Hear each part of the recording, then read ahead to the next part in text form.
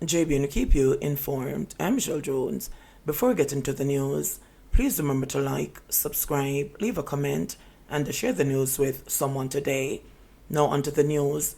Security guard identified as victim of suspected drowning in Montego River. The man whose body was pulled from the Montego River on Sunday has been identified as Chris Henry, a security guard from St. James. Henry is believed to have drowned after reportedly getting into difficulty while swimming in a section of the river commonly known as Step River. A multi-agency search was launched after an alarm was raised, and the members of the Jamaica Defense Force JDF discovered his body shortly before 5 p.m. The area, once a popular swimming spot, has been significantly altered following the passage of Hurricane Melissa, raising concerns about changing water conditions and the safety risks. 4 alleged gunmen killed in St. Catherine shootout identified.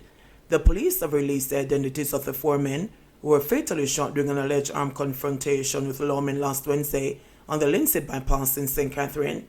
Dead are Kemar Tucker, 19, of Penwood Road, Kemar Williams, otherwise called Johnny, 27, of Verma Road, Dane Lewis, 34, a shopkeeper, and Nicholas Singh, 40, a laborer. According to police reports, a team intercepted the men in a Kia motor car near the Rosemount roundabout, following their suspected involvement in the murder of St. Catherine businessman Horace Crossman, otherwise called Godi, in Guysdale.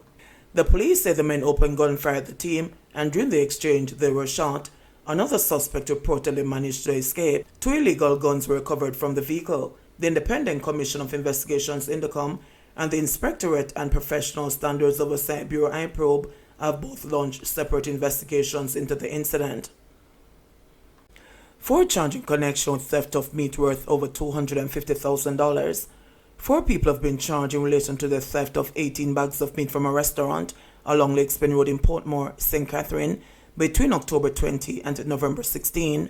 Charged with larceny as a servant, simple larceny, and conspiracy are Douglas Wallace, otherwise called Walla, 50, a butcher of Emerson Avenue, Kingston, 20, Delroy Summon, 66, a car wash attendant of Baldwin Crescent, Duane Park, Clinton Barnes, otherwise called Sam, 69, a retiree of Emerson Avenue, Kingston, 20, and Shona K. Cross, otherwise called Wingy, 34, a sales representative of Brook Avenue, Duane Park.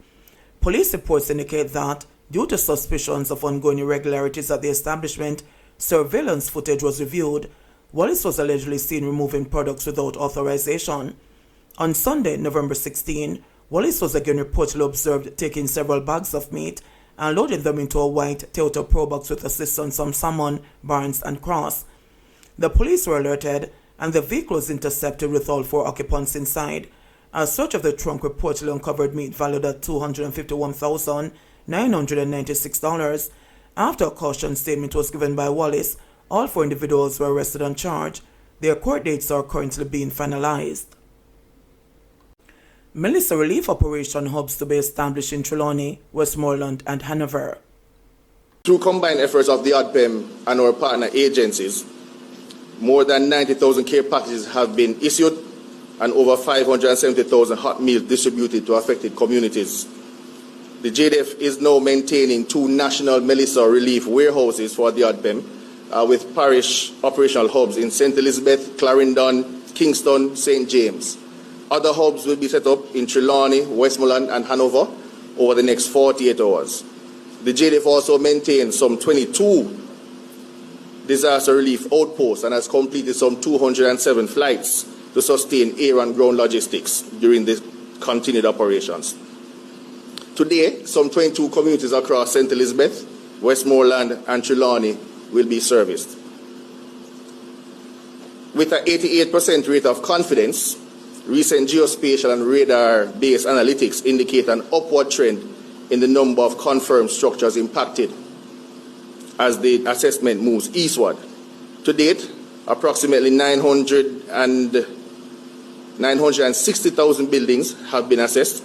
Of this total, some 191,000 buildings, or about 20% of those assessed, have sustained damage ranging from minor to severe. Within the subset, 146,000 structures, represent some 15% of those assessed, have experienced major to severe structural damage. These include cases of extensive or roof or wall loss, and in some instances, total collapse.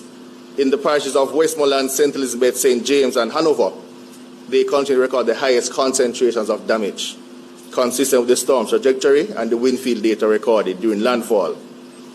It is estimated that some 90,000 households and some 360 persons were directly impacted in these reports. Health officials investigating 11 suspected cases of leptospirosis across 4 parishes. Health officials have launched investigations into 11 suspected cases of leptospirosis detected across 4 parishes in the wake of Hurricane Melissa. Speaking at a press briefing on Sunday, National Epidemiologist Dr. Karen Webster-Carr noted that the post-hurricane environment has created ideal conditions for the spread of infectious diseases.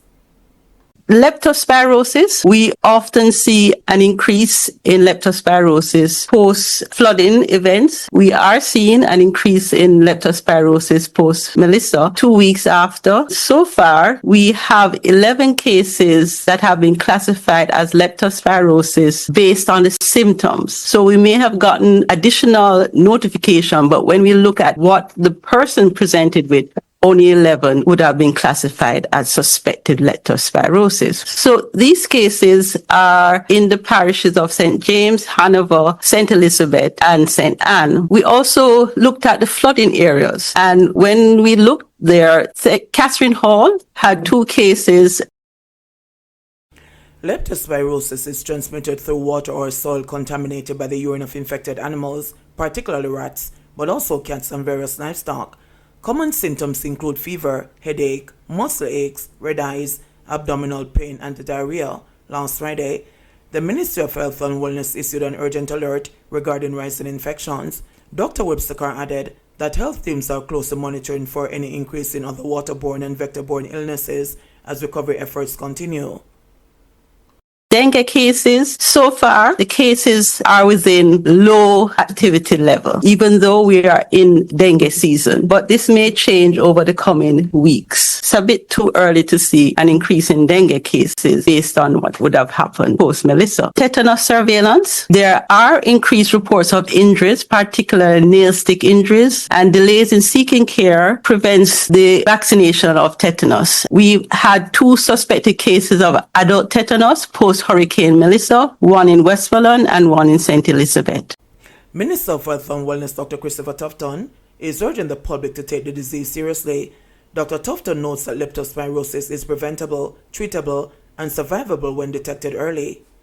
Wearing protective gear during cleanup, avoiding floodwater, securing food and water supplies, keeping the environment clean, and controlling rodents are among the most effective steps that we need to take. I've been out there and I've seen where avoiding stagnant water, muddy water is unavoidable in some instances. It's not really a practical request in some cases. The next best thing, therefore, is to wear protective clothing for those Jamaicans who are supporting their family members in these communities. Normally they take food items. I think while food is important, very, very important, maybe we can pivot a bit towards now supporting protective clothing for those who have to know are trying to pick up the pieces. Meanwhile, Chief Medical Officer Dr. Jacqueline Bisesa McKenzie says all 5 hospitals in Western Jamaica that were severely affected by Hurricane Melissa are open. Falmouth Hospital, the accident and emergency department is down, but they are receiving patients. So a field hospital has been erected. At Cornwall Regional Hospital, bed capacity has been severely affected. It means that persons that are coming to the accident and emergency department are going to face a crowded emergency department. Very challenging situation that is there. Noel Holmes Hospital has also been severely affected, but they have the benefit also of a foreign team as well as the local team that are there, and a field hospital is to be set up there so that they will be able to receive patients, and they do continue their services on a daily basis. Police officers and residents of Hanover are working in unison to create a safe parish. Watch as Hanover businesswoman Melaine Watkin explains. Good morning. My name is Melaine Watkin, the CEO of Rambler Auto Supplies. I am also the president of the Business Watch Association. I work closely with my police officers.